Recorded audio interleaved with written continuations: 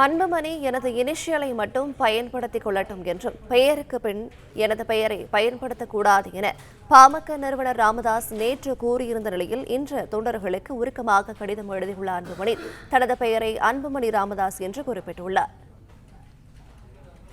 கூடுதல் விவரங்களை செய்தியாளர் பாண்டியராஜன் வழங்கிட கேட்கலாம். பாண்டியராஜன், வணக்கம். விவரங்களை சொல்லலாம்.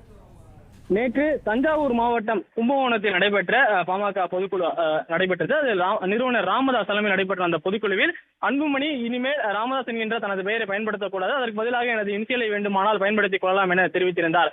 அதாவது தந்தை சொல்லை கேட்காத அவர் எனது பெயரை பயன்படுத்தக்கூடாது எனவும் இனிஷியலை மட்டுமே பயன்படுத்திக் கொள்ள வேண்டும் எனவும் அவர் குறிப்பிட்டிருந்தார். ஆனால் இன்று பாமக தலைவர் அன்புமணி ராமதாஸ் அவர்கள் அறிக்கை ஒன்றை வெளியிட்டிருக்கிறார். 37ஆம் ஆண்டு பாமக நிறுவன தினத்துக்காக அந்த அறிக்கை என்பது எழுதப்பட்டிருக்கிறது. அதில் அவருடைய பெயர் அன்புமணி ராமதாஸ் என்றுதான் குறிப்பிடப்பட்டிருக்கிறது.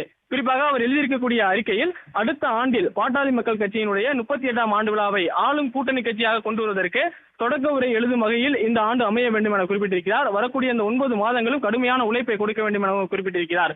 மேலும் உங்களுக்காக நான் இருக்கிறேன் எனவும் எனக்கு உங்களை தவிர வேறு எவரும் இல்லை என உருக்கமாக அவர் பதிவு செய்திருக்கிறார். நாம் அனைவரும் இணைந்து உழைத்து புதிய வரலாற்றை படைப்போம், இது உறுதி என்கின்ற வகையிலே அன்புமணி ராமதாஸ் அவர்கள் அந்த அறிக்கையை குறிப்பிட்டிருக்கிறார். குறிப்பாக இனிஷியலை மட்டுமே பயன்படுத்த வேண்டும் என ராமதாஸ் அவர்கள் தெரிவித்திருந்தார். ஆனால் நேற்று இரவே தனது தாயாரை தைலாபுரம் தோட்டத்தில் இருக்கக்கூடிய இல்லத்தில் சென்று அன்புமணி ராமதாஸ் சந்தித்திருந்தார். அதன் பிறகு அவர் இன்று காலை வெளியிட்டிருக்கக்கூடிய அந்த 37ஆம் ஆண்டு பாமக நிறுவன நாள் தொண்டர்கள் எவ்வாறு கட்சி பணியை செய்ய வேண்டும், அடுத்த இலக்கு என்ன என்பது குறித்தெல்லாம் அதில் தெளிவாக குறிப்பிடப்பட்டிருந்தது. அவர் எழுதியிருக்கக்கூடிய அந்த வாக்கியம் என்பது அந்த இறுதியாக இடம்பெற்றிருக்கிறது. உங்களுக்காக நான் இருக்கிறேன், அதாவது ஒட்டுமொத்த பாட்டாளி மக்கள் கட்சியை சார்ந்தவர்களுக்காகவும் நான் இருக்கிறேன் என குறிப்பிட்டிருக்கிறார். எனக்கு உங்களை தவிர வேறு எவரும் இல்லை என்கின்ற வார்த்தையும் அவர் பதிவு செய்திருக்கிறார்.